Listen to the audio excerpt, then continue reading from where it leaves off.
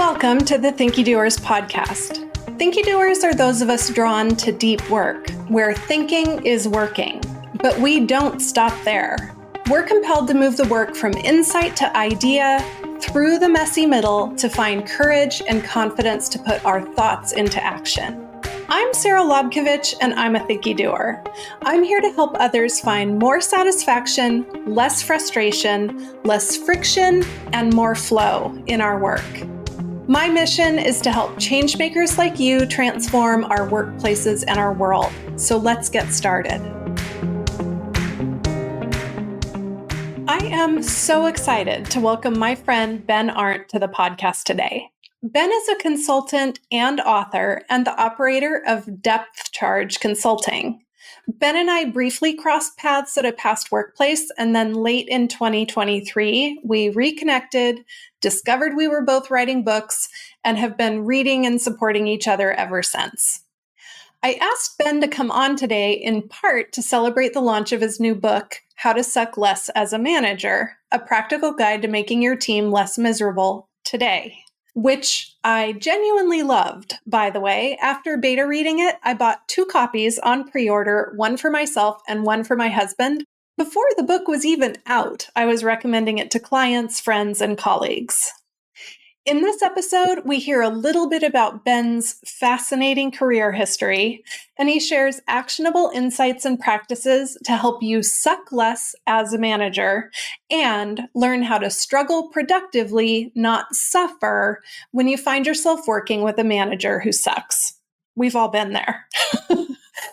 Ben and I have a far-ranging conversation about leadership and management, intellectual humility, the role that vulnerability plays in leadership, and we touch on some key points about disability and diversity in the workplace. A quick note before we dive into the episode. I have some really big announcements happening in the next few weeks. The book pre-launches, a brand new super affordable mini course on no BS objectives and key results, limited time launch offers for a screaming deal on my annual support program, Unblock Your Inner Strategist. We have an OKR assessment tool that's now live for people who are already working with OKRs, and I'm putting the finishing touches on a new assessment to help anyone understand your own strategist style. So if you haven't already, please hit pause, go join my mailing list at findrc.co/newsletter right now, and then come on back for my conversation with Ben. This is going to ruin the podcast, having JJ and you back to back. I'm going to do a solo episode talking about OKRs after this, and no one's ever going to listen again. I don't think that's true, but that's very kind of you to say. I actually think people will be happy to stop hearing whatever reedy voice is coming through in my form right now. Okay, just one last question before we get serious. Yeah. How is the book going? How are you doing? It's fun. On the one hand, look, this was the only thing on my bucket list, and I hit all the goals that I set for launch. I'm actually working on 2 additional books right now at the same time. So I actually had to read a little bit of this to remind myself what the hell I wrote. Do you ever do that? Yeah, of course. Obviously, it was a treasure trove of really useful content, but do you ever go back and you read it and you're like, man, I was smart when I wrote this, I don't even read my stuff because it activates the critical part of my brain. I can't incorporate edits without rewriting everything. It's a disaster. I mean, God bless my editor, but I can listen to it on Speechify. I put the manuscript into Speechify and hit play. And then I'm like, wow, this lady's really smart. Gosh, she sounds a lot like me. Someone gets me. And then I have to remind myself that that's me talking to myself.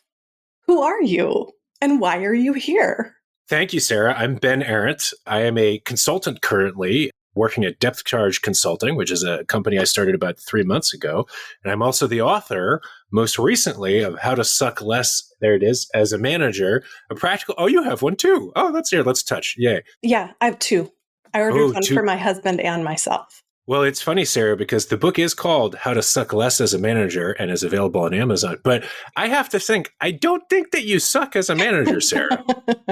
But it's still useful. There's still some useful stuff, even if you're a good manager, which you are. We can all still learn. And I'm going to fangirl about your book through the whole episode. So I was lucky enough to be a beta reader. And when a friend is writing a book and you get asked to beta read, it's kind of a little bit of a like, oh, I hope this doesn't suck. Which I don't know, that has happened to me before. Has it happened to you? Not yet. They've all been brilliant. Like actually reading my friends' books has given me imposter syndrome about my own. Now, I've beta read yours, and I don't think you should have imposter syndrome. I think your book is also brilliant, and I can't wait. And everybody's happier after doing OKRs the right way. That's the hope. That's the hope. No, I hope I'm a decent manager. I think, again, people who experience imposter syndrome tend to be the ones who are competent. And so, like, that I still work so hard to become a better manager, even though I am a professional leadership and management development coach.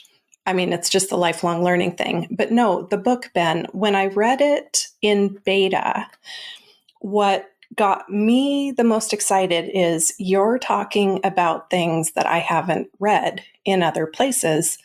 And your chapter on emotional intelligence and emotional self-regulation, I'm really excited to see the impact that you can have by having a little bit different take on what makes a great manager than what we typically see. So how did you get here? How did you get to writing the book, How to Suck Less as a Manager? I'm a curious guy.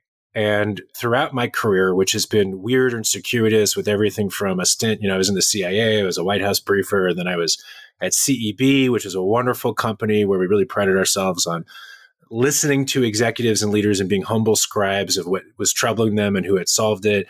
I've always taken this position as I want to listen and learn from other people, not just because I'm trying to steal their wonderful ideas to enrich myself, but because I want to constantly better myself.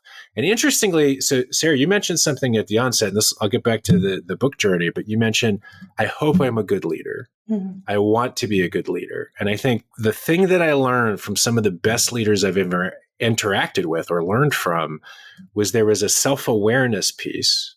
And maybe that ties into the emotional regulation, but there was also a recognition that they were still developing and it was worthwhile to develop. And to be honest, there were times when I was not a great manager. And in part, some of the emotional regulation was a challenge. There were points where I was a great manager, but I was always trying to get better and asking other people what they were doing. There were a lot of different takes. Like you said in the book, some of it's quite different than what you might see in a typical management book. But I kept seeing the same problems happening again and again. And I thought, I'm a snarky dude. You can sense it. If it's not funny, it's not worth doing. If you're not having fun, do something else. So I said, hey, what's a good, fun way to take this on? And that's just to be very authentic and to just call a spade a spade. Most of us as managers right now are failing the people on our teams, and we're not putting enough effort into it. And what I hope is in this book are the things that I've learned from others and from experimenting and sometimes getting it wrong, not so that we're perfect, because it's not the thing to be great, but it is important to always get better and to be aware that we can get better. Have you heard the term intellectual humility? I have heard the term intellectual and I've heard the term humility, and I love having them together. Yeah. So I had not heard those words together until there was a nonprofit that's like focused on fostering intellectual humility as a solution to what plagues our culture here in America. That's what I hear when you talk about your development of your approach to management. That's what I read in your book, is that it takes a lot of intellectual humility to put this much effort into learning the craft of management. How do you think you develop that intellectual humility to be a learner about management and leading people? I had great people to take advantage of and great people to learn from what not to do. My dad was in the Navy and he was an officer. So from a very young age, I got to see how he interacted with the people around him. And I was lucky to have a father figure that, was somebody I could aspire to be like. When this happened later, when I went to work for the government, I would run into people who had worked for him. And they all adored him. And they would say he was tough, he was fair, but he cared. And I remember when I started becoming a manager and started taking on leadership and just asking him about that, one of the things he said always stuck with me: if you don't care, you don't deserve to be here. And if you're not willing to listen to other people, you're probably going to do a bad job. And it's interesting. A lot of people have this perception of the military. We're rank and file soldiers, and they listen to orders and they follow them without question. And that's actually not true at all. And I'm speaking about the U.S. military, in particular, but there's military organizations all over the world that are like this. They have tremendous demands on the kinds of things that they have to be able to do. So, for example, in the U.S. military, every 2 years, they have almost 100% turnover with people going to different positions all over the world. Imagine being able to have an infrastructure to do that. And if you're an officer or a leader who's in charge of a group of people, you're going to have new people that you have to earn trust and build community with and create a team dynamic. And they get very good training to do that. And there is, in fact, a lot of disagreement that happens. It just happens behind closed doors, in that you might have a superior, like a director level officer talking to a manager level officer and inviting the manager to share dissent, but ultimately coming to a conclusion, which then they together will be confident in and follow through with. So that's all to say, I learned a lot from that, of the humility piece and listening to others. I also, very early on in my career, and this was at the government, I had a mentor when I was brand new who always encouraged me to speak up. And this is also where early on I got my commitment to diversity as well, because this person really reinforced in me that you really want a bunch of different points of view, including people who are new from the outside who maybe don't have all the perspective. Because if you don't have everybody's unique perspective, you're going to miss something. And then in that context, if you miss something, very bad things happen. But then we look at the broader, like, corporate context, it's exactly true too. When we don't have people with different backgrounds, different experiences working together, they're going to run into situations where they fail to connect with certain client groups, where they miss clear opportunities to do something that could be very powerful, or don't anticipate a challenge that sinks their business, or don't realize they're making assumptions. So for me, having that idea that everyone has something to offer and I should at least listen, and that it's okay not to know everything, really did a lot to teach me. One of the things that I think is fascinating is, now you mentioned you listened to my last episode with JJ, and the last two guests have a military and public sector background. The thing that I never thought of, because I don't know if you know this about me, but I watch all the spy movies, all the political. Oh God, where is this guy? All the political intrigue movies, all the military movies. And the movies all emphasize the heroic nature of public service and of military service. And what I've heard you both say is it's a system. It takes a system for this to work.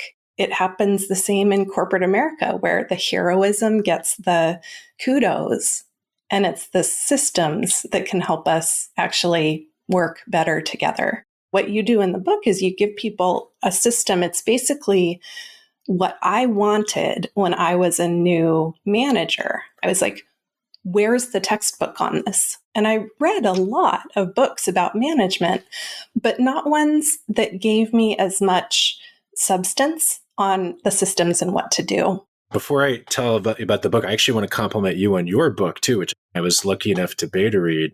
For A, I love the title, but B, you actually do a really good job highlighting ways that we can create the systems that enable the people who don't always get a voice to participate. Because a lot of the time, it's those people who have a different insight, which everyone else is missing or not paying attention to, which can really help us succeed. Somebody asked me, like, hey, what's something that you can use to determine if somebody's a good leader? For me, it's, do they have people around them that disagree with them? Mm-hmm. So good. 100%, right? Because at the end of the day, how many companies have a small group of leaders and they have, people around them that they trust, but nobody is actively dissenting or trying to poke holes in things. And when you don't have that, when you have everybody thinking the same way, you miss things. I remember there was a leader I had, Jerry Sorkin, wonderful, wonderful individual who sadly passed, who used to work at CEB. And we used to get in a room and he would tell me his plan or his idea and he would say, tell me why I'm wrong. And I carried that throughout my entire career. There were definitely times where I had people who would tell me why I was wrong. And it was challenging at the time sometimes. But I always knew after that conversation, whatever I had was going to be that much sharper, or preparing for that conversation, I was going to force myself to think through assumptions. So 100% to the systems, 100% for enabling those voices, those thinky doers. But now to your question about what's in the book, there are a couple high level sectors, if you will, of activities that managers really need to do to improve their craft. One is about self-awareness and self-reflection, because all of us, no matter, again, how genius or accomplished we are governed by a complex system of things that include emotions, they include biases, they include cognitive gaps. And the more we're aware of those things, the more that we can make judgments that are logical, that are fair, and that are good in terms of both our business and the outcomes of the people that work for us. The second key high-level sector is communication.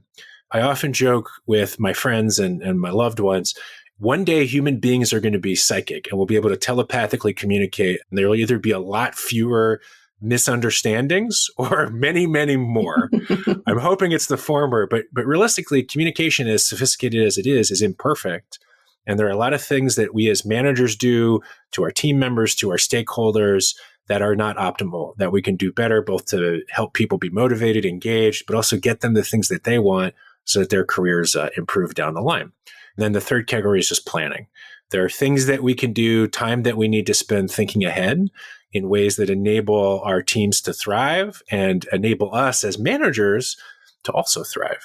A question I often get is, what's the top challenge that managers face today? It's, for me, depending on what mood I'm in that day and who's irritated me. It's either you're not in control of your own emotions, you're not self-aware, or you have an infinite number of things to do and you can't make time for them. So that planning and prioritization piece is absolutely crucial. One of the threads from what you just said that I think is really interesting is there are a lot of people in leadership who don't take stock, who don't have that intellectual humility, or who lead based on power. Or there are people who just don't know that they are leading based on privilege, like that lack of awareness. And so your emphasis on self-awareness, I think, is really important. Some of the people listening to this podcast are leaders. Some of the people listening to the podcast are people who suffer under the kinds of leadership that suck. I bet a lot of them are. Yes. It's us. We're the ones who suffer most in workplaces with leaders that don't work in the way that you talk about. So do you have any thoughts or suggestions for folks who find themselves in organizations with managers that suck, other than subtly leaving a copy of your book on their desk? Oh man, I'm actually working right now on the sequel to this, which is how to manage your career, or how to suck less at managing your career. So we're doing a whole suck less thing. And a big part of what I have in that book, and it's still in the early stages, but it's in a similar way to what we talk about with management, self-awareness. What I came to realize is careers, as much as this is cliche, it's 100% a journey. It's more about the journey than the destination. I mean, the destination is nice too, but that journey definitely makes a difference along the way. I've had so many different, diverse experiences, and each time, maybe I took a slight step back in my career, but I created so many new skills and opportunities for myself that I advanced myself. So that all gets to, there's a big component there of being willing to view career that way, because then my advice for these people is there are certain things that you can do to try to communicate better with your leader. But at the end of the day, there are a lot of people that should not be in leadership that have become managers because that was just the next step in their career and they don't really have any interest in doing it right. I mean, so much so that, I quote a statistic in the book that as many as 82% of current managers don't actually have the fundamental skills to be effective managers. That means you're going to run into a lot of people like that. If you can come out with a way to create trust and communication with even a reasonably bad manager, if you can make your life livable enough that you're still learning new skills and activities in your job, then it can be worth it. But I also encourage people, don't feel like you have to do the same thing forever. Don't feel like you have to be stuck in it. You have control over your own destiny to some extent. There was a study published on this recently that managers are as impactful on our mental health as our spouses in some cases, as our partners. If you're in a situation that's abusive and you're miserable, there's a lot of jobs out there, even when the market's down, and nobody should be in an abusive manager situation. So many of us internalize the message that what's happening to us in our career is a personal flaw, or it's our fault, or there's something wrong with us. It's okay to struggle. It's not okay to suffer. And so if you're struggling, if you're learning, if you're engaged and you're remaining curious and you're struggling, that's one thing. But if you're suffering, then that's when, to your point, it's time to pull the ripcord or to find ways to support yourself while you're suffering in finding what comes next so that you can get out of there. As an individual, if you're suffering, there's nothing wrong with you. Just assess what's the circumstance that's preventing me from thriving. But as a manager, if you see somebody struggling, don't resent them for it. Get to the root of it. Is it a bad match? Or is something happening in their real life that's causing them to have less effort or less input? Is there something that happened at work that's preventing them from bringing their full self to work? I think that's a really good point you bring up. There's nothing wrong with you, and there's nothing wrong with people that aren't doing well. Let's treat ourselves and our teams with compassion and just try to solve the challenge. I think for the leaders listening, I would say if you're hesitating to ask someone what's going on, consider, is that because deep down, you might not think of it as not inviting dissent or as not wanting to be challenged, but deep down, that might be part of it. This is where my particular flavor of neurodivergence comes in really handy, because I'm at my best when I tell the truth, and I am not capable of not telling the truth, not capable, which has led to all sorts of hijinks in my career. But leaders who are wired any way can learn the toolkit for that kind of candid conversation, that toolkit for being comfortable and confident in having the, hey, what's going on conversation. It comes more naturally to some of us, but any leader can learn that. I have a couple recommendations in how to suck less. It's, one of the big things is don't make any assumptions. I actually say, be very clear on what you want to get out of that conversation as a leader. What is my objective? If my objective is to find out if Jimmy is okay and let him know that I'm behind him, but also that I need his work to pick up. Have some clear objectives that you're trying to get out, because that'll keep you focused. I also suggest role playing. Even if you're somebody who's totally fine with difficult conversations, you'd be surprised how easy it is to mess up some of these very nuanced ways of saying to somebody that something they're doing is not acceptable. Being able to think critically and actually go through the motions can be really helpful. It also makes it so you're not as nervous when it happens. And then another one, I call it the positive anchor. I always hated the compliment sandwich. There were too many times where I got, hey, Ben, your shirt looks really appropriate today. By the way, you're a horrible person, but thank you for showing up on time. Where it's like the bread of the sandwich. The idea is you have two compliments and there's something negative in between, or constructive, I should say. But usually the thing in the middle wasn't constructive, and leaders feel like they can kind of just say whatever because there's something positive, even if it's completely meaningless. What I like to do is, if I'm going to have a difficult conversation, begin by rooting it in what is really valuable about the person I'm speaking to, so that they're secure, that I appreciate them, and that they are recognized for what they do well. Routing the conversation around security and the things that are really important to their identity can help take away that defensiveness to show, I'm not passing judgment on you, but there's something that we need to work on together. Like, you are secure, you are valued. However, here's something that does need to change. Can you help me with it? One of the reasons I love your book, I think it's really accessible to people who are wired differently. The structure and the way it's written, and how actionable it is. It makes it accessible to leaders who might be neurodivergent or have other intellectual challenges or come from different cultural backgrounds. There are a lot of people from different cultural backgrounds who feel like they don't fit in American business. Your book is something that can help people know that they have a place, even if they feel like they don't fit in standard American leadership. Getting a diversity of thought and perspective is not, what is that called? Value signaling. It's an imperative. Like, you might have a secret knowledge that is going to make me and my business succeed. So it's a selfish thing. It's not even because I think it's the right thing, which I do. Real quick though, it's funny. This reminds me, I didn't put this in the book, but maybe I should, because your point. I remember having a manager who actually did use a script for a difficult conversation. Mm-hmm. probably for similar reasons. And I remember that person began by saying, hey, I want to let you know I'm reading from a script. That's not because I don't want to have an honest connection, but I really want to make sure I get this right. And this makes me feel like I can focus more on the conversation. And I think that is a perfectly valuable and self-aware thing to do. Being vulnerable is a really important way to gain trust. And I think just sharing things about limitations can be valuable too. I'm a type 1 diabetic, and I had to tell people, hey, I'm having a real bad day today. If you need something, I'm available. But if it's okay, I'm going to try to just get some stuff done because I'm really not feeling well. Mm-hmm. And I could have lied. I could have phoned it in, but I wasn't my whole self. And I wanted to make sure that they knew it wasn't because I didn't think they were important. I just didn't feel good that day. The important piece is to just transparently communicate about it and be confident that there's nothing wrong with you. If that's what you need to do your best job, that's great. Then do it. This is why we need more people in leadership who have some sort of disability background, because I'm not going to say that creates safety for people to ask for accommodations they need. But the more of us in leadership who are at least aware and acquainted with the role that disability or that challenges can play in people's career and work, the more safe it is for people to speak up for what they need. 100%.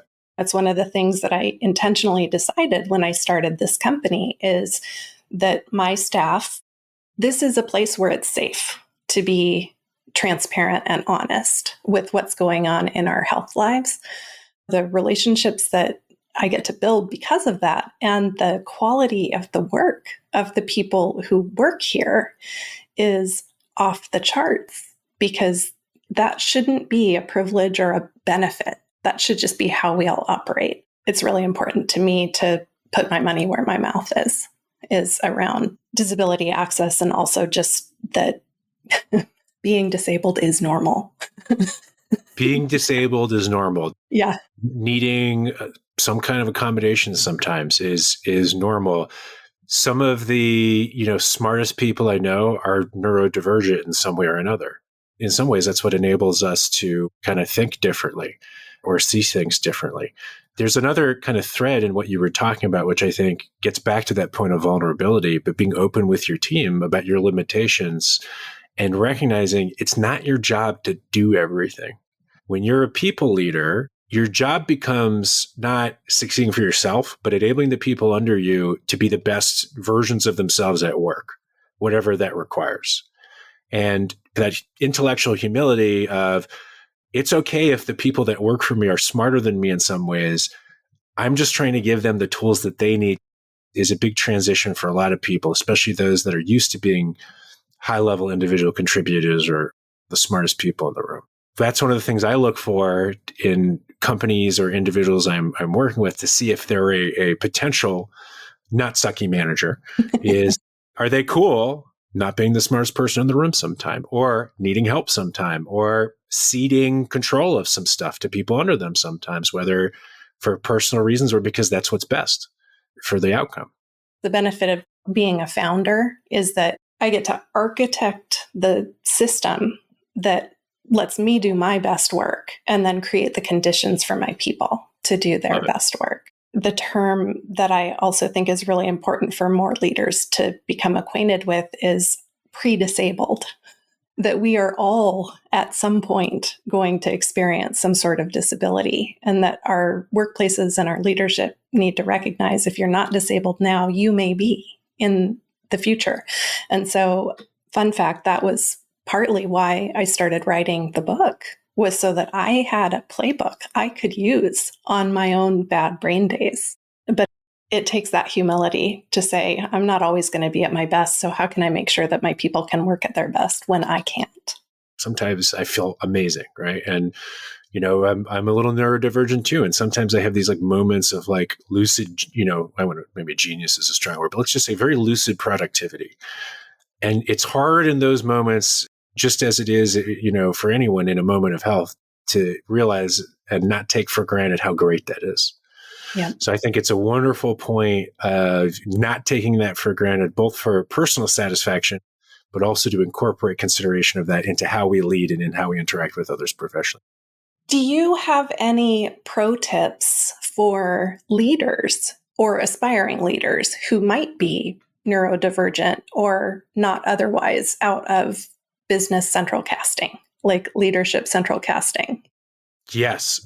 Think about your preferences for communication, both expressing information and taking it in, and then come up with a lens to also think critically about the people that are going to work with you in the future's preferences for taking in and putting out communication. I've had neurodivergent leaders who were amazing, and I've had some that were really difficult to work with because they got really easily frustrated. All of us have preferences, but sometimes I find when we're neurodivergent, those preferences are sometimes more important to prioritize and to be self-aware of and to communicate about. Being neurodivergent isn't just hard in the workplace. It can be very hard as you're growing up in an education system which isn't built for you. And you probably over time start to internalize, oh, something's wrong with me because I'm not doing what the other kids are doing and I'm having trouble and my teacher's not happy with me and my parents aren't happy with me. But then once we start to realize it's just your brain works a different way. Mm-hmm. And we can build a system that works for them. The things that they're able to do, like that could be the difference between somebody curing cancer and somebody believing that they're worthless and never getting off the ground. So I love your question. I think the key is be self-aware, communicate about your needs, and be aware of how that impacts others' needs and open channels to create that trusted avenue of getting the right information both ways. I do want to ask you the speed round questions. The first one is, Aquarius. have you... Oh, no, that's not it? Okay, No. my bad. Is there an example of a big failure or loss that propelled you forward in your career? A time where you've had a really major setback and that's helped move you toward where you are now? Oh, there's been tons. And I think at a high level, it's a combination of things that have happened externally, like a business getting acquired and suddenly the job I was going to have isn't there anymore. I had, a leader pass away and that completely changed the dynamic of a wonderful job. I had some leaders that I had hitched my wagon to their star get let go, and that was a setback. I think just being resilient in those moments and keeping in mind, like, what am I trying to achieve with my career and what are my options? And it's okay to not have answers. Let me just keep my eyes open and look for other opportunities is what helped me throughout. And trying to have fun and laugh as much as possible, because otherwise you lose your mind. Is there anything I should have asked you that I haven't? I think the only thing is why I really like, we worked together. I got to attend one of your classes, and your passion for OKRs, I think, is well founded, because what I love about OKRs ties into a lot of what's important to be a good manager. There are three key things for me. One is they force communication both from bottom up and top down. So it's greater visibility, greater awareness. Two, they force prioritization, because if everything's important, nothing is. And that's how we know we all get into trouble and we don't spend time on the right activities and develop our people if we're managers or whatever we need to self-develop. So they force prioritization. And then third, they force us to actually be able to measure the things we're trying to achieve, which forces us to focus on tangible things and think hard about what we're actually trying to achieve. So there's that self-reflection, there's prioritization, and there's communication. Sounds a lot like the framework for the book. I wanted to make sure we did get a chance to say I'm 100% pro OKR. I mean, the podcast doesn't have to be about OKRs, but I do appreciate the validation. I'm really passionate about how people communicate, and I know Ben is to communication as Sarah is to OKRs a little bit. Mm-hmm. So I wanted to make sure you knew that OKRs are never far from my heart, Sarah. And you were the one who taught me about them originally. Oh, that's wild. Because you were the first class I took on OKR, and then I was reading the John Doerr book too. So when I think OKRs, I think Sarah. Oh, that's so awesome. That's kind of weird, but also awesome. Well, hopefully when you think about sucking as a manager, you'll think of me. Sucking less as a manager for sure. There you go. Yeah, people who suck less. Well, if people would like to get in touch with you or if they want more information about the book, how can they find you? My website is depthchargeconsulting.com. You can also just reach me on ben@depthchargeconsulting.com. You can also just go to howtosucklessbooks.com. The book is available on Amazon, but either of those URLs will take you there as well. And I'm doing consulting work, not only helping train managers, but helping organizations think more clearly about change and performance. Both things definitely are related to management and communication. And look forward to some fun challenges that help people grow their business and enable their people to thrive. Ben, thank you so much. I knew this was going to be fun. I just love your brain, and it's wonderful to see you in the world doing what you do. So thank you for taking a little time out to join me here today. Likewise, Sarah, it was a tremendous pleasure. Always good to hang out. And I can't wait to have this conversation about your book soon. After my last two interviews, you're probably thinking to yourself, is everyone who works with OKRs and who's OKR adjacent this charming? If I may say so myself, the answer is yes, we really are. The community of professionals I get to exist in doing this work is an absolutely delightful collection of people all trying to make their corner of the world better based on the change they believe is possible. We're all good trouble. Would you like to be a guest on this podcast? Drop me an email at hello@redcurrentco.com and tell me how your topic is relevant to Thinky Doers. I want to say an enormous thank you to Ben for joining me for this episode. This isn't the last you'll hear from him, since I'm going to use some of the outtakes from our conversation as shorts in the next few weeks. It was just too good.